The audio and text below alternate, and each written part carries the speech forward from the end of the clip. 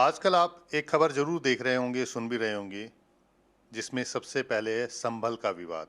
संभल में जामा मस्जिद को लेकर के कहा जा रहा है कि दरअसल ये जामा मस्जिद नहीं बल्कि श्री हरिहर मंदिर था। इसके अलावा एक दूसरा विवाद भी इसके साथ ही जुड़ गया है कि अजमेर दरगाह शरीफ, वहां पर भी भगवान शिव का मंदिर हुआ करता था। और ऐसे ये दो नहीं बल्कि कई ऐसे मंदिर हैं जिनको तोड़ करके मस्जिद बनाई गई है। लेकिन क्या इनकी सच्चाई है? इसी पर बात करने के लिए हमारे साथ इतिहासकार डॉक्टर ओम जी उपाध्याय हैं, जिनसे हम इस बारे में चर्चा करेंगे कि क्या ये जो विवाद हैं ये सही हैं या सिर्फ ऐसे ही इनको उठाया गया है। नमस्कार डॉक्टर साहब। धन्यवाद। नमस्कार जितेंद्र जी। मैं सबसे पहले तो आपसे संभल के बारे में ही पूछना चाहूंगा, क्योंकि संभल को लेकर के विवाद है, वहां पे हिंसा भी चल रही है, राजनीतिकरण भी हो रहा है। और कहा यह जा रहा है कि संभल में जो शाही जामा मस्जिद है वो दरअसल शाही जामा मस्जिद नहीं बल्कि श्री हरिहर मंदिर है, भगवान विष्णु का मंदिर है। आप एक इतिहासकार हैं, तो आप हमें सच्चाई बताइए कि असल में है क्या वहां पे। देखिए, अगर इतिहास की किताबों से गुजरें और जो उसके प्राथमिक स्रोत हैं, जो मुस्लिम अकाउंट्स हैं, हम्म, उनसे गुजरें तो इस दावे में मुझे तो एक इतिहास के विद्यार्थी के रूप में पूरी तरह से सच्चाई लगती है। मैं क्यों ये बात कह रहा हूँ, मैं थोड़ा और इसको विस्तार से स्पष्ट करूँ कि पहले तो इस बात पे थोड़ी चर्चा हम करें कि संभल क्यों इतना महत्वपूर्ण है, क्यों इस पे चर्चा करने की ज़रूरत हुई है। बिल्कुल। संभल बेसिकली हमारे लिए, हिंदुओं के लिए या इस देश के बहुसंख्यक जनता के लिए उसकी आस्था के केंद्र के रूप में, उसकी श्रद्धा के केंद्र के रूप में इसलिए एक बहुत महत्वपूर्ण केंद्र है क्योंकि वहाँ पर ये हमारे पौराणिक संदर्भ हैं, हम्म, पुराणों में वर्णित है कि जो 10 अवतार हमारे हैं, 10 अवतारों की हमारी संकल्पना है, भगवान विष्णु के 10 अवतार, हम्म, उसमें 10वें अवतार के रूप में कल्कि भगवान का वहाँ जन्म होगा। अच्छा। ये हमारे पुराणों में है। स्कंद पुराण एक बड़ा महत्वपूर्ण पुराण है हमारा, जिसके 10वें अध्याय में श्रीमद् भागवत महापुराण इतना महत्वपूर्ण पुराण है हम्म, कि उसे हमारे यहाँ तो कथा के रूप में बिल्कुल बिल्कुल। कहने की और सुनने की परंपरा है और हर सनातनी अपने जीवन काल में एक बार उसको, उस बिल्कुल। पूरी कथा का श्रवण बड़े उत्सव के रूप में उसको सुनता है और एक उत्सव धर्मिता के साथ उसको मनाता है श्रीमद् भागवत महापुराण के सुनने को। उसमें 12वें स्कंध में इस बात का ज़िक्र है और कल की पुराण तो है ही जो हम्म, पूरा उन्हीं को समर्पित है। इसमें सब में एक इसलिए संभल एक बड़े तीर्थ के रूप में हम्म, विकसित हुआ। जो हमारे पौराणिक संदर्भ है उसमें आता है कि 68 तीर्थों और 19 कूपों की चर्चा है, जिसमें स्नान कर हम पवित्र होते थे और भगवान का दर्शन हम्म, करते थे। और वहाँ पे एक हरि मंदिर, विष्णु मंदिर, कल की मंदिर के रूप में वहाँ मंदिर स्थापित हुआ। हरिहर मंदिर भी क्योंकि एक ही प्रेमाइसेस में जो नक्शे भी हमें मिले हैं अभी, उसमें एक ही प्रेमिसेस में भगवान विष्णु, शिव और कल्कि के मंदिर के होने के प्रमाण हमको प्राप्त हुए हैं। अब अ, इस्लामिक स्रोत क्या कहते हैं? क्यों ये बात उठी है या क्या इस बात में सच्चाई कितनी है कि वहाँ पर मंदिर को ध्वस्त करके मस्जिद का निर्माण हुआ? हाँ। जो प्राथमिक स्रोत हम उठाएँ अगर बाबरनामा, मुगल काल जब शुरू हुआ तो बाबर पहला शासक था, सल्तनत काल खत्म होने के बाद लोदी वंश के बाद पहला शासक मुगल वंश का बाबर है। बाबर जब यहाँ आता है तो उसने भी बहुत सारे मंदिरों को तोड़कर वहाँ मस्जिदें बनाई हैं। अयोध्या का उदाहरण हम्म, हमारे पास है ही। पानीपत में भी बाबरी मस्जिद है लेकिन वो ऐसा माना जाता है कि बिना मंदिर तोड़े बनाई। तो ये 3 बाबरी मस्जिदों का ज़िक्र हमको मिलता है बाबरनामा में भी। अच्छा। बाबरनामा जो उसने खुद लिखा, जिसका कई बार अनुवाद हुआ, हम्म, तो जो कि बाबरी के रूप में अनुवाद हुआ और फिर अंग्रेज़ी में कई बार अनुवाद हुआ। मैं एएस बेवरिज एक बड़े प्रामाणिक अनुवादक हैं हाँ उनके, बिल्कुल। बेवरिज जी, उससे गुज़र रहा था तो उसके पृष्ठ संख्या 687 कोई भी जाके देख हम्म, सकता है, ये तो ओपन सेक्रेट है, हाँ, एकदम खुला रहस्य है, जिसको कोई भी देख सकता है, चेक कर सकता है। पृष्ठ संख्या 687 पे वहाँ स्पष्ट रूप से ये वर्णन है कि अ, बाबर ने अपने एक सिपहसालार मीर हिंदू बेग को भेजकर वहाँ का जो मंदिर था, हरि मंदिर, हाँ, विष्णु मंदिर, उसको तोड़कर वहाँ पे मस्जिद की संरचना खड़ी की। हम्म, यही ठीक उल्लेख हमको दूसरे एक इस्लामिक स्रोत में जो बहुत महत्वपूर्ण स्रोत वो भी है, आईन अकबरी, अबुल फजल अकबर के समय। वो अबुल फजल भी यही कह रहा है कि बता रहा है कि वहाँ पर मंदिर था, हरि मंदिर था जिसको बाबर के समय मीर हिंदू बेग ने तोड़ा था और वहाँ हम्म। पर मस्जिद का निर्माण कराया था।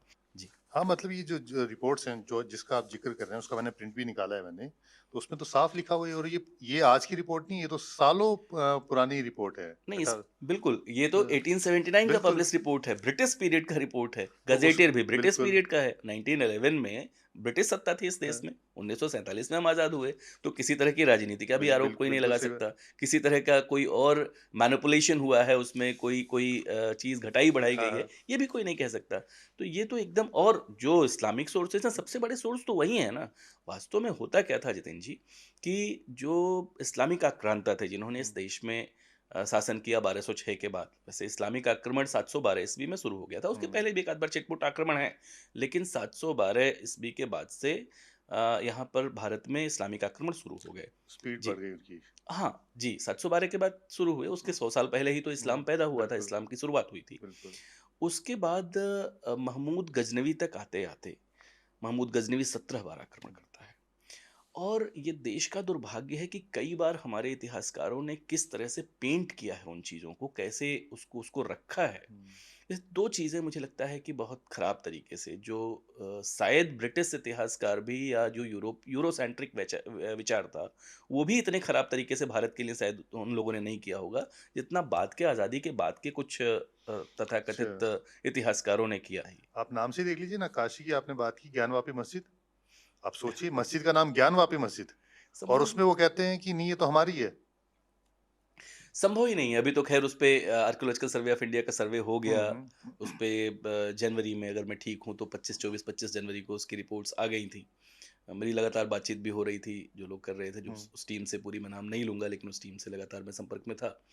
850, लगभग 840-50 पेज की उनकी हुँ, रिपोर्ट है, और देखिए एक सेक्शन तो उन्होंने पूरा-पूरा, एक तो अपने साइंटिफिक सर्वे कैसे उन्होंने हुँ, किया उसकी डिटेल्स दे रखी हैं। हुँ, उसको कहाँ काट सकते हैं आप? और फिर आगे दिखा रखा है कितने सारी उनको मूर्तियाँ मिली हैं। हाँ, कितनी सारी गणेश जी की मूर्तियाँ, भगवान हनुमान जी की मूर्तियाँ, शिवलिंग तो इतने हुँ, सारे मिले हैं। जो गौरीपट्टा है वो मिला है। मतलब बुरी तरह से चीख-चीख के, चिल्ला-चिल्ला के कहने वाली बात है। पीछे की दीवाल का एक बार चित्र आप देख लीजिए। बिल्कुल। वो कहीं से लगेगा। और ज्ञानवापी, मैं तो यही कहता हूँ कि ज्ञानवापी दुनिया में किसी मस्जिद का नाम हो किस सकता मस्जिद? है क्या? और ज्ञानवापी ही नहीं, आप सोचिए इस देश में बहुत सारी ऐसी मस्जिदें हैं। मैं अभी ये संदर्भ आ गया है तो आपसे चर्चा करूँ कि सरकी सुल्तान शासन कर रहे थे जौनपुर में, हुँ, और वहाँ पे जयचंद गाहड़वाल ने, गाहड़वाल वंश जब शासन में था, सत्ता में था, तो जयचंद गाहड़वाल ने वहाँ एक मंदिर बनाया था, अटाला देवी मंदिर। हाँ। उस मंदिर को तोड़कर शर्की सुल्तान ने वहाँ पर अटाला देवी मस्जिद बना दिया।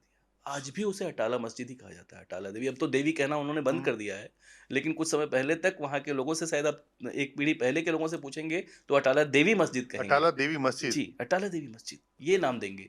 और और एक बात बड़ी महत्वपूर्ण है कि ये भी समझने वाली बात है कि वो 70 किलोमीटर दूर है काशी हुँ, से, बनारस से। हुँ, लेकिन बनारस से मंदिरों को तोड़कर उसके पूरे-पूरे ब्लॉक्स को ले जाकर हुँ, वहाँ मस्जिदों में वो प्रयोग कर रहे थे। अच्छा। इवन जो लाल दरवाज़ा मस्जिद है, उसमें भी हुँ, एक रिसर्चर की रिपोर्ट आई, मैंने उसको पूरा पढ़ा, देखा।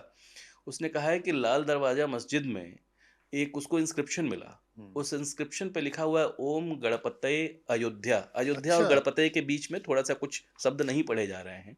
लेकिन ओम गणपतये यानी भगवान गणेश जी अयोध्या, ये इंस्क्रिप्शन है उसके मस्जिद के अंदर, अंदर, मस्जिद के अंदर। बताइए। दूसरे जो जो अटाला देवी मस्जिद भी है, उसमें भी पूरा एक संस्कृत इंस्क्रिप्शन मिला है, हुँ, क्योंकि वो काशी के मंदिर को तोड़कर उसके पूरे ब्लॉक्स को ले जाकर एज़ इट इज़ वहाँ हुँ, पे लगाया गया। और ये बहुत डेलिबरेटली किया जा रहा था। ये बहुत सोच समझ के, एक रणनीति के तहत किया जा रहा था, ताकि ये धन के लिए नहीं हो रहा था। हुँ, मैं फिर कह रहा हूँ कि जो हमें बताया गया हमारी पीढ़ियों को कि साहब ये तो सारा किस्सा धन के लिए था। ये धन के लिए नहीं हो रहा था, ये धर्म के लिए हो रहा था। ये धर्म की और संस्कृति की लड़ाई थी। और ये पूरे देश में, मतलब मैं तो कई बार ये इस किताब का ज़िक्र करता हूँ। 1991 में इस देश में, मुझे लगता है आज़ादी के बाद बहुत कम किताबें हुई जिन पे बैन लगाना पड़ा हो, हुँ, जिनको प्रतिबंधित किया गया हो। सीताराम गोयल जी और जय दुबाशी और अरुण शौरी जी हुँ, के इसमें लेख हैं। सीताराम गोयल जी इसके चीफ एडिटर हैं। ये किताब आई Hindu temples what happened to them, um, 2 volumes में। हिंदू मंदिरों का क्या हुआ, ये कहानी इसकी बनी। और इसमें उन्होंने केवल इस्लामिक सोर्सेज के आधार पे, उन्हीं के सोर्सेज से उठा के हमें 1800 मंदिरों की सूची हमारे सामने रखी, जिनको तोड़कर मस्जिद, कब्रगाह या दरगाह बनाई गई। 1800 मंदिर। 1800 तो इन्होंने रखा। उत्साही लोग तो बहुत कहते हैं कि 30,000 मस्जिदें ऐसी हैं जो तोड़ के बनाई गई हैं मंदिरों को। मंदिरों को ध्वस्त करके मस्जिदें या दरगाह बनाई गई हैं। 30,000 ऐसी हैं, मत लेकिन 1800 तो इन्होंने प्राइमरी सोर्सेज़ से। मतलब मैं अगर कहूँ कि 1800 मंदिर को तोड़ करके उन पे मस्जिद का निर्माण किया गया, ये डॉक्यूमेंटेड है, इस किताब के अंदर लिखा हुआ है। जी, बिल्कुल। और इस किताब को 1991 मई में, अगर मुझे महीना ठीक याद है, तो जब प्रकाशित हुई, तो उत्तर प्रदेश सरकार ने बैन किया था, क्योंकि उस समय बाबरी का विवाद, हाँ। मतलब राम मंदिर का आंदोलन चल रहा था। इसको बैन किया था, ये किताब आई नहीं, लेकिन ये एकदम प्राइमरी सोर्सेज़ पे। क्यों प्राइमरी सोर्सेज़ क्यों उपलब्ध हैं हुँ, हमारे पास? बेसिकली जो मुस्लिम आक्रांता आए, उनके पास रोज़नामचाकार होते थे, मतलब उनकी डेली रूटीन को डॉक्यूमेंट करने के लिए, उसका डॉक्यूमेंटेशन करने के लिए कि क्या क्या किया उनके हुँ, सुल्तान ने, उनके शासक ने, ये लिखते थे, उनकी डायरी जैसा लिखते थे। इसलिए वो रोज़ जो कर रहे हैं, और कई बार बहुत ग्लोरीफाई करते थे हुँ, उनको, उनकी तो जीविका उसी से चलनी थी, हुँ, तो उसको खूब ग्लोरीफाई करते थे। तो उनका सुल्तान पूरे अपने शासन के दौरान, वो 5 साल का शासन कर रहा है या 10 साल का शासन कर रहा है, कोई ना कोई एक इतिहासकार उसके दरबार में, आज की डेट में हम कहें तो इतिहासकार, उस समय साहित्यकार भी कह हुँ, हुँ, सकते थे उसको, लेकिन वो एकदम प्रमाणों के साथ, एकदम प्रामाणिक तरीके से, थोड़ा बहुत हो सकता है चूँकि वो हुँ। लिखते हुए अतिशयोक्ति का भी वर्णन बिल्कुल, हो बिल्कुल। सकता है, लेकिन वो उसके पूरे एक्ट्स को एज़ इट इज़ डॉक्यूमेंट करता था, है ना? वो थोड़े फ्लावरी लैंग्वेज हुँ, में भी हो सकता है, लेकिन करता था। इसलिए हमारे पास वो सारा, उन्होंने क्या-क्या किया, ये सब हमें फर्स्ट हैंड या प्राइमरी सोर्स है। उन्हीं के साथ रहने वाले व्यक्ति ने, जैसे हम आप साथ हुँ। हैं, मैं जो कर रहा हूँ वो आप लिख दें, बिल्कुल, बिल्कुल। इससे ज़्यादा तो प्रामाणिक कुछ नहीं हो बिल्कुल सकता सही ना। बात है। इससे ज़्यादा तो फर्स्ट हैंड कुछ हो ही नहीं सकता। ये प्रमाण हमको मिलता है, और इसीलिए ये सारी चीज़ें उनके ही सोर्सेज़ में, जो 1800 का ज़िक्र किया है हुँ। इन्होंने, देखिए इसमें लिखा है द इस्लामिक एविडेंस। हाँ, ये ये द बड़ी इस्लामिक महत्वपूर्ण बात हिंदू है। Temples what happened to them, the Islamic evidence. मतलब तो एविडेंस भी उन्हीं उन्हीं के के उन्हीं के हैं। द्वारा दिए गए जी, बिल्कुल। एविडेंस। और कोई कोट नहीं है इसमें। और बल्कि और मैं आपने मेरे को ज़िक्र किया आपने अभी कि 1800 टेम्पल्स को तोड़ करके, मंदिरों को तोड़ करके मस्जिदों का निर्माण हुआ, ये तो डॉक्यूमेंटेड है। लेकिन क्योंकि आप इतिहासकार हैं और आप कह रहे हैं कि ऐसे 30,000 हो सकते हैं। लोगों का, उत्साही लोगों का, हम तो देखिए, इतिहास के विद्यार्थी के रूप में हमारी जो पद्धति हुँ, होती है, उसमें हम यही चाहते हैं कि हम उन्हीं की बात करें जिस पे हमारे पास primary sources, um, not only secondary, um, कि किसी ने अपने मन से कुछ लिख दिया, तो नहीं। अगर उसने रेफ़रेंस दिया है कि साहब ये बात मैं हुँ, फला जगह के हवाले से कह रहा हूँ, तो हम उस प्राइमरी सोर्सेज़ पे जाके, जब उस प्राथमिक स्रोत पे जाके देखते हैं, तो इतना तो इन्होंने ही कर दिया है। हैं इसके अलावा भी, हुँ, हैं बहुत सारे ऐसे भी हो सकते हैं जिसके रेफ़रेंस, जिसके प्रमाण ना हो।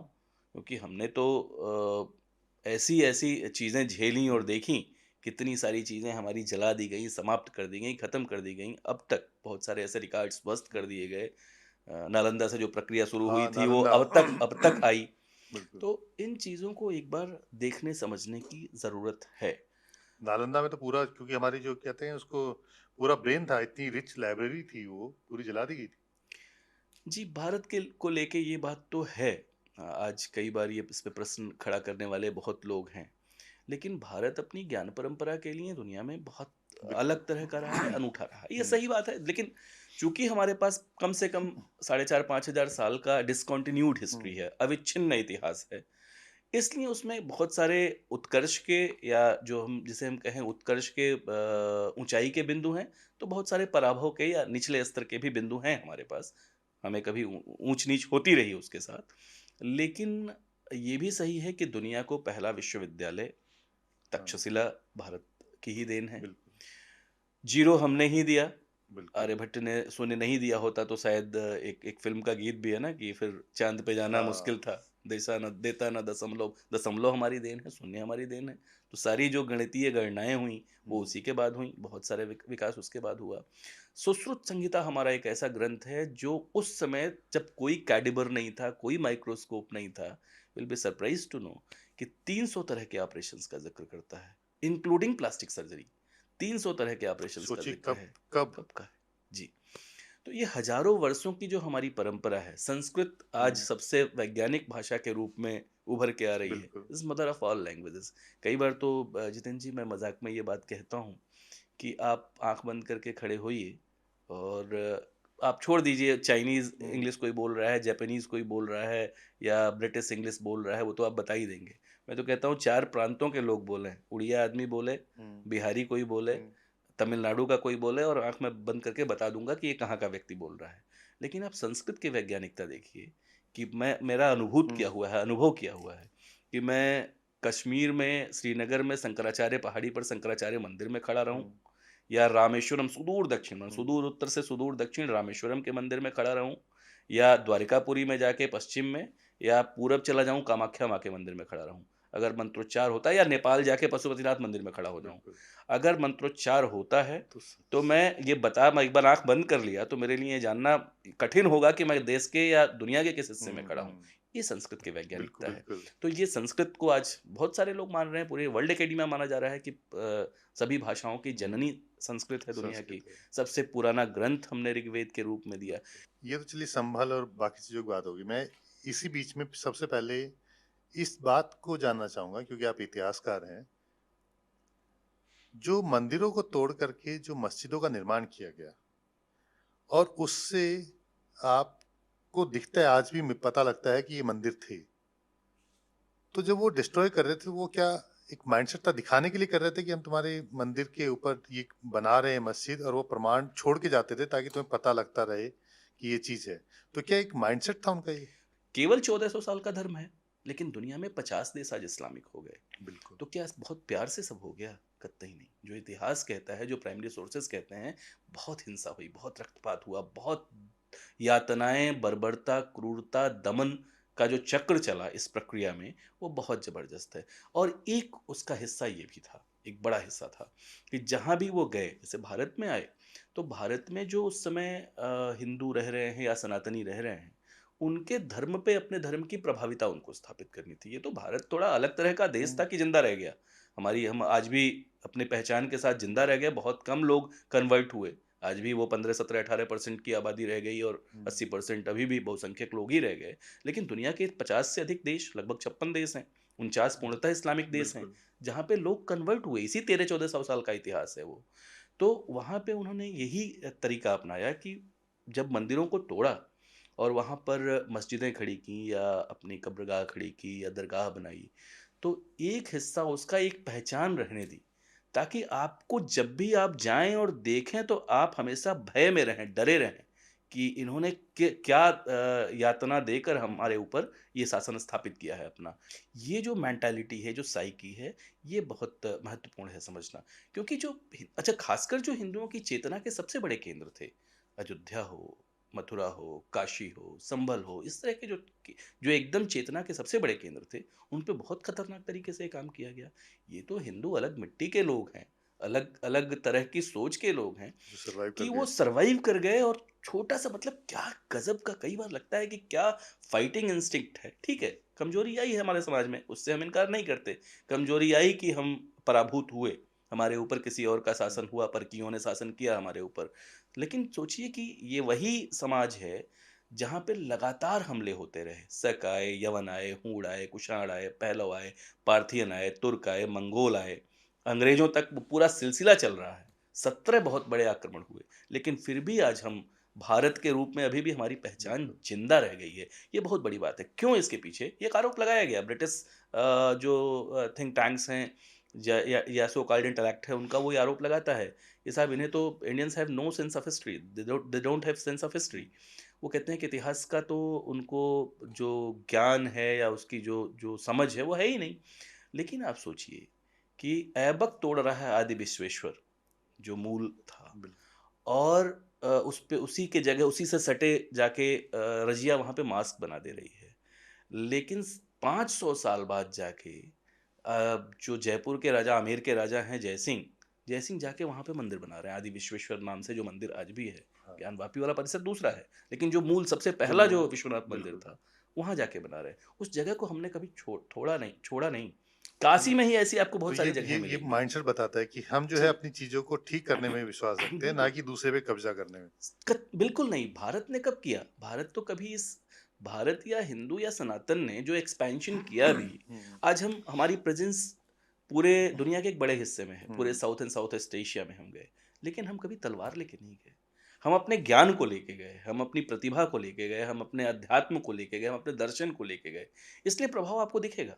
आपको दुनिया का सबसे बड़ा जो हिंदू मंदिर आज भाई हुँ। उस रूप में नहीं अभी पूजा हो रही है, लेकिन सबसे बड़ा हिंदू मंदिर दुनिया का भारत में नहीं है। वो अंकोर वाट में है, कंबोडिया में, कंबोडिया में। है ना?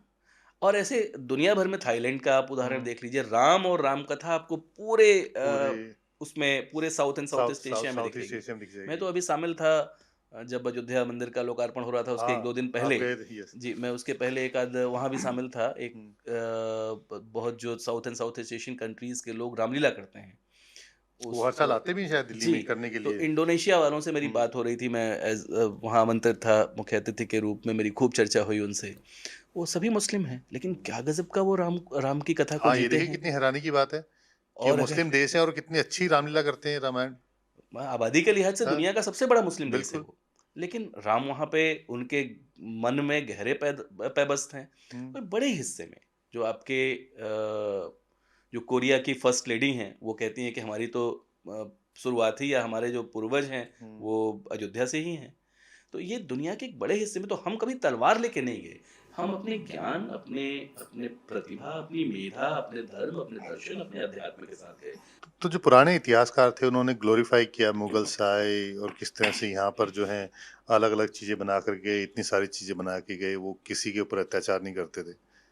आपको नहीं लगता कि इस हिस्ट्री को फिर से लिखे जाने की ज़रूरत है? निश्चित रूप से ज़रूरत है। और लिखा, मैं ये मानता हूँ, ये नहीं कह रहा कि उन्होंने सब कुछ गलत हुँ, ही किया, हुँ, सब कुछ खराब ही बताया, हम भी वही सारा इतिहास पढ़े। लेकिन उनको भी समझना ज़रूरी है। बहुत अच्छा प्रश्न हुँ, आपने जितिन जी ये उठाया है। उनकी साइकी को भी समझना ज़रूरी है कि क्यों कर रहे थे। हाँ। मैं उसमें उनका कोई दोष भी नहीं मानता। हमने भी उनकी किताबें ही पढ़ी हैं।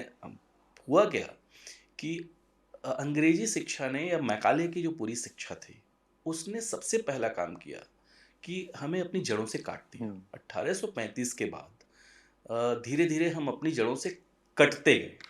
तो उसके बाद अपनी ही चीज़ों से जो पीढ़ियाँ पढ़ के निकलती गईं उस अंग्रेज़ी शिक्षा को, अपनी ही चीज़ों से उसको उस पे विश्वास नहीं रहा एक तो, और थोड़ा-सा घृणा का भाव भी हुँ, आने हुँ, लगा कि अपनी जो बहुत रिच कल्चर है, जो नॉलेज ट्रेडिशन है, जो पद्धतियाँ हैं, जो प्रक्रियाएँ हैं, उनके प्रति हमारे मन में संदेह पैदा हो गया हुँ, उसको पढ़ के, या उस पे हमारा विश्वास नहीं रहा। उसको हम बड़े घृणा की दृष्टि से, हमें यही बताया गया कि साहब ये तो पूरा ब्राह्मणिकल सिस्टम था, जो एंशिएंट का पूरा पीरियड है, हुँ। वो बहुत कोई गौरवशाली पीरियड थोड़ा ही है। वो तो पूरा ब्राह्मणिकल सिस्टम था। ब्राह्मण अपने हिसाब से इस समाज को चलाते थे और नीचे के लोगों पे बड़ा अत्याचार हाँ, करते थे। आजकल यहाँ बड़ा चल यहाँ भी रहा है, फिर महिलाओं से पे देख रहा हूँ, ये जी, वाला बड़ा दोबारा से नैरेटिव चलाने की कोशिश भी की जा रही यहाँ महिलाओं पे है। बड़ा अत्याचार होता था। हुँ, ये सब बहुत स्ट्रैटेजिकली वहाँ पे प्लांट किया गया। आप कॉरेस्पॉन्डेंसेस पढ़िए हुँ, ना, हुँ, लोग पढ़ते नहीं हैं। हमारे साथ समस्या ये है कि भारत में पढ़ने की परंपरा थोड़ी बहुत मजबूत है नहीं। लोग पढ़ते तो इस बात को ठीक तरीके से समझ, हुँ, या जो शिक्षक थे उनको उनको बताते। हुँ, शिक्षक खुद ही बहुत उनके मस्तिष्क, क्षमा कीजिएगा इस बात के लिए, लेकिन दूषित हो गए। उनकी पढ़ाई-लिखाई जिस तरह की हुई उसमें हुँ, वो बिल्कुल, दूषित बिल्कुल। हो गए। इसलिए उन्होंने जो उनकी ज़िम्मेदारी थी समाज को जिस तरफ ले जाने की, वो हो नहीं पाई हुँ। और समाज शायद दूसरी दिशा में ही चलता चला गया। मैं एक चीज़ और पूछना चाहता हूँ, ये सब बातें हुई, संभल चल रहा है, मैं आपसे इसी संदर्भ में पूछना चाहता हूँ कि अजमेर भी विवाद एक है। अजमेर के बारे में हम सुनते आ रहे हैं कि ख्वाजा मोइनुद्दीन चिश्ती बहुत सालों-साल पुरानी है, लेकिन उसमें भी आ रहा है कि वहाँ पे भी भगवान शिव का मंदिर था। आह, बहुत महत्वपूर्ण व्यक्ति ने अपनी पुस्तक में इसका ज़िक्र किया हुँ, है और उन्होंने भी बड़े आर्किटेक्चर को देख के कुछ और प्राइमरी सोर्सेज़ का अच्छा। ज़िक्र करते हुए किया है। हरबिलास सारदा की एक किताब आई 1911 में, हुँ, अजमेर पे ही। उसमें अगर मुझे ठीक याद है तो चैप्टर 8 में उन्होंने उस दरगाह का ज़िक्र किया है, चैप्टर 8 दरगाह पे हुँ, है। और उसमें भी खासकर पेज नंबर 88, 89, 90, 88, 89 एंड 90 पे इसका पूरा ज़िक्र किया है। तर्क बहुत उनके मज़बूत हैं। मैं ये नहीं कहता कि हुँ, सर्वे हो जाने देना चाहिए। हुँ, कई बार तो इस पे जो ह्यू एंड क्राई मचता है, आपको इतिहास से डर क्यों लगता है भाई? मैं संभल के मुद्दे पे भी यही कह रहा था। मैं एक जगह डिबेट में था तो वहाँ एक मौलाना साहब बोल रहे थे कि वो मस्जिद थी, मस्जिद है और मस्जिद रहेगी। मैंने कहा बिल्कुल ठीक है, इसमें समस्या क्या है? आप अगर इतने ही मुतमईन हुँ, हैं, हुँ, इतने ही निश्चिंत हैं हुँ, कि ये मस्जिद ही थी, मस्जिद है और मस्जिद रहेगी, तो सर्वे से डर क्यों लग रहा है? हुँ, फिर ईंटें पत्थर क्यों चल रहे हैं? आपको इस देश की न्याय व्यवस्था पे क्यों नहीं भरोसा हो रहा है? आप जो चीज़ बहुत वैज्ञानिक और प्रामाणिक तरीके से होगी, एएसआई का एकदम स्टैंडर्ड ऑपरेटिंग प्रोसीजर है, आप सर्वे कर लेने दीजिए उसको, हुँ, वो बता देगा कि वास्तव में क्या है। और वो उससे बिल्कुल चीज़ें क्लियर हो जाएँगी। वैसे ही यहाँ जो हरविलास शारदा जी की किताब है उसमें उन्होंने ज़िक्र किया है इसका कि मूलतः वो शिव मंदिर था। सच्चाई हो भी सकती है इसमें। तो प्रमाणों के आधार पे, क्योंकि ये तो सही है कि आर्किटेक्चरली वो भी ऐसे ही दिखता है। अच्छा। उसमें ढेर सारे दरवाज़ा खूब बड़ा हाँ, है। बहुत बड़ा है। जी, और मतलब वो थोड़ा जिसको कहते हैं डिस्प्रोपोर्शनेट चीज़ है। हुँ। तो अगर हम कोई चीज़ निर्मित करते हैं, निर्माण करते वो हैं, तब तो एक एक उसका बिल्कुल आनुपातिक होता है ना? आनुपातिक होता है। एक आनुपातिक सारी चीज़ें होती हैं। अगर अनुपात ठीक नहीं दिख रहा है, इसका मतलब कि कुछ समस्या तो है वहाँ। हाँ। तो एक बार इसका सर्वे हो जाए तो इसमें समस्या क्या है? इस तरह की चीज़ों का और कोई ये नहीं कह रहा है, जैसे कई बार ये लोग रहा है कि भई आप तोड़ के बनाएँगे क्या? हुँ, कौन कह रहा है? कहाँ बना कुव्वतुल इस्लाम पे तो इतने समय से बोर्ड लगा हुआ है बिल्कुल। कि ये 27 हिंदू और जैन मंदिरों को तोड़कर इस परिसर का निर्माण हुआ। कौन कह रहा है कि वहाँ तोड़ के मंदिर बना दो? हुँ। किसी ने कहा आज तक? किसी ने कोई वहाँ जाके ये तलवार उठा ली कि नहीं ये बनेगा ही बनेगा? लेकिन इस देश की पीढ़ियों को जो नई पीढ़ी है अपना सच्चा इतिहास पता तो तो होना चाहिए। क्योंकि इतिहास देखिए मैं जानता हूँ ये कि इतिहास सिखाता बहुत है। हुँ। इतिहास आगे की गलतियों को न करने की प्रेरणा बहुत देता है, समझ बहुत ठीक पैदा करता है। और चूँकि हम लोग ये मानते हैं कि ये is mother of all the humanities and social science तो जीवन की समझ बहुत देता है। तो आप समझने तो दो उसको अपना सच्चा इतिहास, अपना हुँ। प्रामाणिक इतिहास, इसमें क्या समस्या है? जी।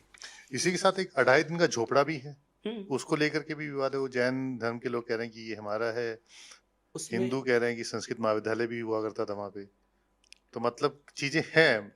नहीं, वो उस परिसर में बिल्कुल अजमेर का जो 2.5 दिन का झोपड़ा है उसमें दोनों ही चीज़ों की का ज़िक्र आता है क्योंकि उसके दीवालों पर हरिकेली नाम के नाटक संस्कृत नाटक के अंश अभी भी मिलते हैं, अभी भी दिखेंगे आपको। तो वहीं लिखा गया था हुँ। उसके कुछ हिस्से वहाँ पे अंकित किए गए थे जैसे दीवालों पे इंस्क्राइब करके जब लिखा जाता है। तो उसको संस्कृत विद्यालय, एक मंदिर और जो बाद में जैन विद्यालय और मंदिर का ज़िक्र वहाँ आता है। जैसे यहाँ भी ये कुतुब का हुँ। भी जो कॉम्प्लेक्स है और हिंदू और जैन का मिक्स्ड कॉम्प्लेक्स था। तो और ऐसी बहुत सारी जगह हैं, सारनाथ में फिर जाइए हिंदू, बौद्ध, जैन तीनों का वो हुँ। की भूमि है, तीनों आपको मंदिर मिलेंगे। तो ये कभी भी बाद में आज के 1000 साल बाद ये बात हो, तो यही होगा ना कि वहाँ हिंदू, बौद्ध और जैन तीनों तरह के मंदिर पाए गए, तीनों मंदिर हैं और बहुत ठीक से प्रेमपूर्वक हैं। तो ये स्थिति वहाँ के लिए भी है, उसके लिए भी एकदम प्राइमरी सोर्सेज़ हैं और क्लियर सोर्सेज़ हैं कि उसको तोड़कर, आदेश देकर और 2.5 दिन का झोपड़ा नाम देने के पीछे भी पूरी कहानी है, वहाँ पे खड़ा किया गया। मस्जिद और उसको उस परिसर को तोड़कर ध्वस्त करके वहाँ पे ये जो अभी मास्क है उसको खड़ा किया गया। ये सच्चाई है और ये बिल्कुल प्राइमरी सोर्सेज़ से प्राथमिक स्रोतों से पूरी तरह से एकदम प्रमाणित होती है ये बात। एक चीज़ और मैं बड़ा समझना चाहता हूँ क्योंकि हमने पुराने इतिहासकार की बात की। आप आज हिस्ट्री को ठीक भी कर रहे हैं बहुत सारी चीज़ों को। पुराने इतिहासकारों ने जो हमारी अच्छी चीज़ें हैं, उनका ज़िक्र क्यों नहीं किया? जैसे अगर मैं बात करूँ आगरा की। आगरा के ताजमहल की खूबसूरती को लेकर के, मुमताज़ महल की प्रेम कहानियों को लेकर के बड़ा लिखा। लेकिन अगर मैं इसके अलावा कुछ और चीज़ों की बात करूँ तो जैसे रानी की वाव है, अजंता एलोरा के अंदर एक मंदिर है। जी, बिल्कुल, आप बताइए मतलब ऐसा बिल्कुल। क्यों है? और इनके बारे में बताइए भी मतलब हाँ, कि ये आप क्या पाते हैं? बिल्कुल। असल में मैंने आपसे कहा ना कि जो एक ख़ास धारा के इतिहासकारों को हमने पढ़ा या जिनका पूरा अभी कुछ समय पहले तक पूरी तरह से होल्ड रहा उनका, हुँ। सारी संस्थाएँ उन्हीं के पास थीं, सभी संगठनों पे वही बैठे हुए थे, उन्हीं के लोग थे। वो जो चाह रहे थे, वो अब खुद जो भी कह दे रहे थे, वो सबसे बड़ा प्रमाण हो जा रहा था। बिना किसी प्राइमरी सोर्स के भी अगर वो कुछ कहते थे, तो ये मान लिया जाता था कि वो ठीक कह रहे हैं। उसके पीछे दिक्कत यही थी कि उनको प्रेम की सबसे बड़ी जो जगह है या प्रेम का सबसे बड़ा प्रतीक तो दिखाई दिया आगरा के ताजमहल में, जिसके लिए मुझे लगता है लेकिन क्या वाक़ई कि में वो प्रेम का वही प्रतीक वही है? मैं कह रहा हूँ, वही बता रहा हूँ आपसे कि जिसके लिए मुझे लगता है कि शाहजहाँ की 14 पत्नियों 14 जिसको कहते हैं लीगली हुँ। वेडेड या सर्टिफाइड और सैकड़ों जो हरम में उसकी महिलाएँ थीं, उसमें से एक थी नूरजहाँ और उसको भी 13वाँ या 14वाँ बच्चा होते समय ज़बरदस्ती उसको ऐसे प्रमाण हैं कि उसको उस समय जब एक्सपेक्टेड डेट ऑफ डिलीवरी उसकी हुँ। बहुत नज़दीक थी, वहाँ से चलाकर आगरा से औरंगाबाद ले जाया गया, 800 किलोमीटर ट्रैवल करके वो गई। उस समय आज की तरह से बहुत अच्छे साधन बिल्कुल। तो थे नहीं हाँ। और वहाँ जाते ही उसको लेबर पेन हुआ और while delivering the child she died वो हुँ। मर गई और उसको वो जो निर्माण जो हुआ उसको प्रेम का प्रतीक मान लिया गया। हुँ। पता नहीं मुझे और दूसरे जो आपने अभी एक चर्चा की, बहुत ज़बरदस्त है, वैसे बहुत सारे उदाहरण हैं हुँ। हमारे पास। रानी की वाव, जो पाटन में है गुजरात के, हाँ, UNESCO. UNESCO world heritage site है, और मुझे लगता है कि वास्तव में हकदार है वो कि दुनिया के जो आश्चर्यों में अगर उसकी गणना की जाए, क्यों मैं ऐसा कह रहा हूँ, 7 मंजिला स्ट्रक्चर इन्वर्टेड ज़मीन के नीचे, 7 मंजिल की पूरी संरचना है वो। पिरामिड की तरह से 7 मंजिला, और क्योंकि वहाँ पे वाप भी है, और उसको अपने पति रानी उदयमती ने 11वीं शताब्दी में अपने पति राजा भीम प्रथम राजा भीम प्रथम भी बहुत ज़बरदस्त शासक हुआ करते थे और खूब उन्होंने समाजोपयोगी और लोकोपकारी कार्य किए। उनकी स्मृति में उसको बनवाया था। 500 बड़ी मूर्तियाँ उस मंदिर में, 1000 से अधिक छोटी मूर्तियाँ, और एक-एक इंच पे जिस तरह की नक्काशी है, जिस तरह की कलाकारी है, आप अचंभित हो जाएँगे देख के। और उससे अंततः क्या सध रहा है? धर्म और अध्यात्म तो सध ही रहा है आपका। धर्म और धर्म के लिए तो वो बहुत महत्वपूर्ण है ही। इसके अलावा समाज का कितना बड़ा काम हो रहा है कि वो बावड़ी है। अंततः उससे उस पूरे क्षेत्र की जी, जल की जल की समस्या समस्या को दूर हो जा रही दूर हो है। जाती है। उसको हम वो प्रेम का प्रतीक नहीं होता कि एक रानी ने अपने राजा की स्मृति में इतना बड़ा मंदिर बनवाया, और जनसेवा, और जनसेवा भी की, आर्किटेक्चरल भी मार्वेल है वो, बिल्कुल। ज़बरदस्त है। 7 स्टोरी।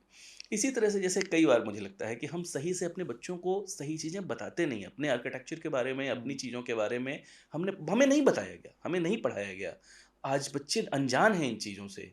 अब शायद अगले कुछ वर्षों में जिस तरह के परिवर्तन हो रहे हैं, स्थायी तौर पे इस तरह के परिवर्तन आएँ, क्योंकि मैं मानता हूँ कि हमेशा एक बड़ी लकीर खींची जानी चाहिए। किसी लकीर को खुरच के मिटाने की बिल्कुल। ज़रूरत नहीं होती। आप जिसने किया उसकी अपनी समझ थी, अपने जो प्रतिबद्धताएँ थीं, अपनी जो सोच थी, उसके हिसाब से व्यक्ति काम करता है। तो जब भी उस काम को आप केवल गाली देते रहें कि अरे उसने खराब कर दिया, उसने गलत कर दिया, इसका कोई मतलब होता नहीं। उससे एक बड़ी लकीर खींची जानी चाहिए। तो अब जो काम हो रहा है इसमें शायद इन सारी चीज़ों को जगह मिल सकेगी। आप दूसरा उदाहरण मैं दे रहा था, आपने ही ज़िक्र किया उसका, वो एलोरा में कैलाश मंदिर है। हाँ, उसको राजा कृष्ण प्रथम ने बनाया था। राजा कृष्ण प्रथम के समय वो बना, और उसमें बड़ा अच्छा एक बड़ी रोचक किंवदंती है, एक कहानी आती है कि राजा कृष्ण प्रथम हमेशा कहते थे, परिवार में ऐसी बातें होती रहती हैं कि मैं एक बड़ा मंदिर बनवाने वाला हूँ। रानी जी सुनते-सुनते पक गईं, उनकी जो महारानी थीं। एक दिन वो अनशन पे बैठ गईं कि अब तो मैं भो खाना तभी खाऊँगी जब जब मंदिर का शिखर मंदिर बन के तैयार हो जाएगा, ये किंवदंती है। तो उनकी खोज शुरू हुई, हो सकता है सच्ची भी हो। तो एक खोज शुरू हुई कि साहब कौन बनाएगा इतनी जल्दी कि मंदिर का शिखर इतनी जल्दी बन जाए, छोटा ही सही बन जाए। राजा चिंतित कि ऐसे तो रानी ज़िंदा नहीं बचेंगी। तो उन्होंने बहुत सारे लोगों को बुलाना शुरू किया। एक शिल्पकारों के समूह ने उसको स्वीकार कर लिया कि ठीक है वो बनाएगा, और उसने कहा कि मैं 8-10 दिन में, 1 हफ्ते 10 दिन में, तब तक जल और बाकी सब चीज़ पी पी के रानी जीवित रहें, 8-10 दिन में हम शिखर दिखा देंगे। राजा को भी आश्चर्य हुआ। उन्होंने क्या किया, एक पूरी पहाड़ी को ऊपर से काटना शुरू किया। अच्छा। और आप देखेंगे तो रियली, मतलब आज दुनिया में कह दीजिए, मैं तो कई बार कहता हूँ कि वो जिस तरह का आर्किटेक्चरल मार्वल है, आप दुनिया के जो बेस्ट आर्किटेक्चर के लोगों को लेके आइए और कहिए कि एक ऐसा ही दूसरा खड़ा करना है। उसके नज़दीक भी निर्माण पूरी दुनिया में, भारत में नहीं, पूरी दुनिया के बेस्ट आर्किटेक्ट्स को आप लेके आइए और कहिए ऐसा ही खड़ा करा दो, एक शिल्प का ऐसा ही नमूना दे दो। मुझे नहीं लगता कि ये संभव हो पाएगा। उसको काटना शुरू किया, और काट के, और सोचिए कई बार लगता है कि उसके हज़ारों लाखों टन घनफुट जो निकला होगा उससे पत्थर, उस पत्थर को कैसे निकाल के वहाँ बिल्कुल से सही बात। हटाया गया हाँ। होगा। आप वहाँ जाइए तो अद्भुत अनुभव होगा। तो एलोरा में जो ये कैलाश मंदिर बना, वो गज़ब का है। इस तरह की बहुत सारी जगहें, साउथ में आप जाएँगे तो आपको महाबलीपुरम में देखिए, महाबलीपुरम में देख लीजिए, बिना उड़ीसा में किसी कोणार्क मंदिर। फाउंडेशन के बिना किसी फाउंडेशन के वो मंदिर ऐसे ही टिके हुए हैं हज़ारों साल से। बिल्कुल। आप सोचिए क्या आर्किटेक्चर है। आप चले जाइए पुरी, पुरी चले जाइए, कोणार्क चले जाइए, कोणार्क है। वो लड़की जो है, उसका केश विन्यास देखिए और स्कर्ट पहनी हुई है। आपको आश्चर्य होगा कि इस इतना उन्नत सब कुछ हमारा, लेकिन हमें वो सब इन आक्रमणों ने और इस अंग्रेजी शिक्षा ने, वो हमारी पीढ़ियों से सब एक तरह से हमको अपने गौरव को भुला दिया। इसी तरह से मैं अभी आपने ज़िक्र किया पुरी के मंदिर का पे हम बात कर रहे थे। पुरी का मंदिर तो कई बार मुझे लगता है, मैं बार-बार कहता भी हूँ कि हमारे धर्म और अध्यात्म के आगे कई बार लगता है विज्ञान भी घुटने टेकता है। 5-6 चीज़ें वहाँ बड़ी महत्वपूर्ण हैं। और कुछ चीज़ें तो अनुभूत की हुई हैं मेरी, वो किताबी नहीं हैं, केवल पढ़ी हुई नहीं हैं। आप उस मंदिर पे 2-3 चीज़ें तो सुनी हैं, आपने भी सुनी होंगी शायद। उस झंडे को देखिए, मैंने भी हाँ, कई बार देखा झंडे है, वो हमेशा हवा के हवा विपरीत के दिशा में विपरीत लहराता है, चलता है। एक हाँ। बात। दूसरी बात 237 फीट का उसका पूरी ऊँचाई है। हुँ, आज तक किसी ने किसी भी दिन, दिन के किसी भी समय कोई उसका शैडो बनते कहीं नहीं हाँ, देखा है। बिल्कुल। How it can be possible? तीसरी चीज़, उसके ऊपर आज तक किसी ने भी किसी फ्लाइंग ऑब्जेक्ट फ्लाइंग को उड़ते ऑब्जेक्ट नहीं को देखा उड़ते है। नहीं देखा, बिल्कुल। ईदर लिविंग और मतलब या तो बिल्कुल, कोई कोई पक्षी चिड़िया, पक्षी भी कोई कहते हैं कि पक्षी पक्षी भी नहीं उड़ता वहाँ उस पक्षी, कोई चॉपर, हुँ, कोई हवाई जहाज, किसी ने नहीं देखा है हुँ, आज तक नहीं देखा है। चौथी बात, 7 वहाँ जो बहुत बड़ा जो प्रसाद प्रसाद हुँ, बनाने का की रसोई है, वहाँ पे आग के ऊपर 7 बर्तन मिट्टी के रखे जाते हैं एक के ऊपर एक, और आश्चर्य है कि सबसे सबसे ऊपर वाला सबसे पहले पकता है। हुँ, ये कैसे संभव है? 5वीं बात कि आप वहाँ पे एक सिंह द्वार है, पश्चिम तरफ का जो द्वार है, हुँ, इसको आप खुद भी अनुभव कर सकते हैं, या आपके जो भी हमारे दर्शक सुन रहे हों, कभी भी अनुभव कर हुँ। सकते हैं। सुबह 5-6 बजे के समय वहाँ जाइएगा। When you will enter the premises, बाहर तक आपको पूरी रोरिंग समुद्र की सुनाई देगी, जो समुद्र समुद्र की पूरा हाँ, गर्जना है, बिल्कुल, बिल्कुल ये वो सुना है वो हमने। सुनाई देगी। But the moment you will enter the premises, अचानक वो बंद हो जाती है। हुँ, अद्भुत है। तो इस तरह के जो हमारे निर्माण हैं, वो बहुत अद्भुत हैं। आप अभी हम जिस कुब्बतुल इस्लाम की बात कर रहे थे, उसी परिसर में एक लौह स्तंभ लगा हुआ है, हाँ, उसपे जंग जो नहीं लगता। जो गुप्त काल का है, हाँ, चंद्रगुप्त द्वितीय का। उसका उसपे श्लोक शुरू हुआ है, तीर्त्वा सप्तमुखानि समरे हुँ, सिंधुर्जिता वहालिका। उसकी पूरे जो एक्सपेडिशंस हैं, उसकी चर्चा है। और आज तक 1600 साल से अधिक हो गया। आज तक उस पे जंग नहीं लगी है। और कोई आज भी दुनिया का मेटलर्जी बिल्कुल, बिल्कुल। का जानने वाला रिवर्स टेक्नोलॉजी में वो जाके भी लोग पता नहीं आज कर तक नहीं बना पाएगी पाए। कि आज तक नहीं बना पाए कि वैसा कोई लोहा बन जाए। वो आज तक जंग नहीं लगी उसमें। इस तरह की जो और चीज़ें हैं, सब हमारे हिंदुस्तान की देन थी ये। बिल्कुल, ये सब यहीं की है। इन चीज़ों को बताया नहीं गया हमें। इन चीज़ों की चर्चा नहीं की गई किताबों में, छुपाया हमसे। हमारे जो इतिहासकारों ने हमारी पीढ़ियों से छुपाया। अब वो चीज़ें निकल के आ रही हैं, खुल के आ रही हैं। अब देश में एक अलग तरह का माहौल, एक अलग तरह की वाइब्स, लोग अब इन चीज़ों के प्रति संजीदा हो रहे हैं। जागरूक हो रहे अपने मैं कहूँगा जी, कि बिल्कुल। कल्चरली अपने अपने सही मूल संस्कृति को समझ पा रहे हैं, जागरूक हो रहे हैं। हाँ, लेकिन एक समस्या इसमें और भी है कि कई बार जो सोशल मीडिया है, उसमें बड़ी भ्रमात्मक, बहुत भ्रम हुँ, वाली चीज़ें भी चल रही हैं। इसलिए जो खासकर स्टूडेंट्स हैं, उनसे तो मैं, या बाकी लोग भी, उनसे आह्वान करता हूँ कि कोई भी चीज़ पे बहुत सहजता से विश्वास ना करें। आप उसकी सच्चाई ज़रूर परखें, कि कुछ भी आप मान लें ये भी ठीक नहीं होगा, ये भी आपको मूर्ख ही बनाएगा। तो ये चीज़ें तो हैं। जी। मैं इसलिए पूछना चाहता हूँ क्योंकि आप इतिहास की बात कर रहे हैं। अगर मान लो किसी को प्रामाणिकता जाँचनी हो, तो किन-किन जगह पर जाकर के जाँच सकता है? क्या उसके पास रास्ते हैं? कहाँ जाकर चेक कर सकता है? देखिए, इतिहास के घटनाओं की प्रामाणिकता तो ज़ाहिर है कि मैं हम लोग जो वो, लेकिन वो स्थापित जो इतिहास हुँ, लेखन से जुड़े हुए लोग हैं, उन्हीं के लिए बहुत आसान होता है, लेकिन आज तो सबके लिए आसान है। हुँ। आप जो प्राइमरी ईज़िली सोर्सेज़ हैं, अवेलेबल नहीं होता लोगों के पास इसलिए। नहीं, इंटरनेट आर्काइव है आज की हुँ, डेट में। इंटरनेट आर्काइव बहुत सारी किताबें हुँ, हैं। जैसे मुझे एक छोटी-सी बात मैं करूँ, कुछ साल पहले भी 2-3 साल पहले मैं महाभारत का एक हिस्सा देखना चाह रहा था। मेरे पास बहुत समय नहीं था, मैं कहीं बाहर था, कोई लाइब्रेरी एक्सेस नहीं कर सकता था। मैं बहुत टेक सेवी नहीं हूँ, मैं हुँ, मानता हूँ ये। लेकिन फिर भी मैंने खोजा और मुझे वो सारे रेफ़रेंसेस सब मिल गया। जैसे भारत में कितनी गज़ब की ज्योग्राफ़ी को लेके भी चेतना है। आप चाहे वाल्मीकि रामायण उठा लीजिए, जिसको इतिहासकारों की एक धारा ने कहा कि साहब ये तो सब गप्प है, ये तो महाकाव्य है, इतिहास तो है ही नहीं। एक बड़ी चीज़ को, बड़े हमारे सोर्सेज़ को तो उन्होंने काट दिया। हुँ, ऋग्वेद को कह दिया ये तो गणेरियों के गीत हैं, है ना? पुराणों को माना ही नहीं। महाकाव्यों को, हमारे रामायण और महाभारत को कहा है तो ऐसी कहानियाँ हैं। आप मतलब आश्चर्य होता है। भीष्म पर्व के उसका ज़िक्र मैं कर दूँ अपने दर्शकों के लिए, इस बात पे कि संजय से धृतराष्ट्र पूछ रहे हैं उसमें कि संजय, जिस भूमि के लिए, जिस जिस भारत के लिए जो हमारे पुत्र और पांडुपुत्र हैं वो संघर्ष कर रहे हैं, वो लड़ाई कर रहे हैं, युद्ध कर रहे हैं, वो आखिर है क्या? और आप मतलब you will really be surprised, you will B astonished कि क्या गजब का उसके बाद विवरण दे रहे हैं। वो बताना शुरू करते हैं। 244 जनपदों का वो नाम ले रहे हैं कि हुँ, भारत ये है। सैकड़ों पहाड़ों का, सैकड़ों नदियों का नाम ले रहे हैं, और आज भी बहुत सारे रिसर्चर्स, अब उसको मैं हमने ही लगाया हुआ है। एक रिसर्चर से मैंने निवेदन किया कि बहुत बड़ा कंट्रीब्यूशन हो जाएगा कि आज के हिसाब से इन सबको ज़रा कोरिलेट करके बताओ। उसने बहुत बड़ी संख्या कर ली है उसकी, कोरिलेट कर लिया है।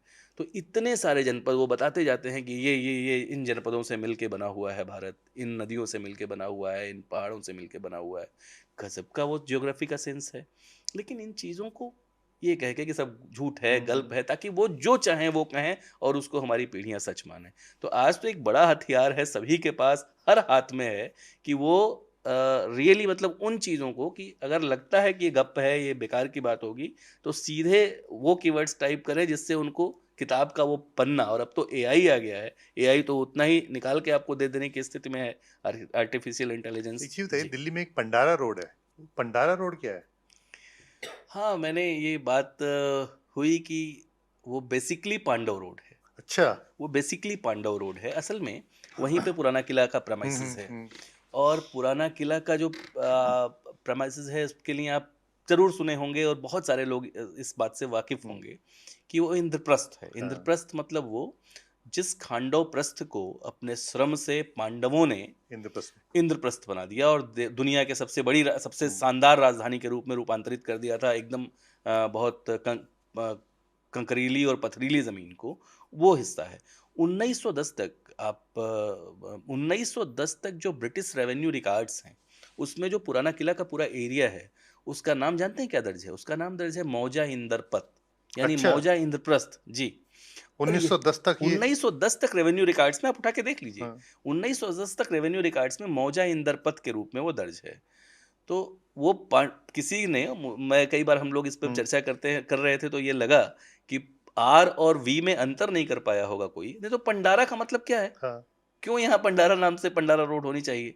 वो पांडव रोड है और वी की जगह आर किसी को समझ में आ गया और क्लरिकल मिस्टेक से ये फाइल चल पड़ी होगी और पंडारा रोड उसका नाम हो गया होगा। वो पांडव रोड है और वो पूरा इलाका, वो पूरा क्षेत्र जहाँ हुँ, पे वो है, वो बिल्कुल वही इंद्रप्रस्थ वाला इलाका है। जिसके लिए अभी लगातार कई सारे सत्रों में एक्सकवेशंस एसआई ने हुँ, किए हुँ, पुराना किला के प्रेमिसेस में। लेकिन थोड़ी-थोड़ी समस्याएँ आ रही हैं। अद्यप वो कुषाण काल तक के हमको एकदम स्ट्रैटिफाइड सब कुछ सारी चीज़ें हुँ, मिल चुकी हैं। नीचे भी उसके प्राप्त हो सकती हैं और चीज़ें।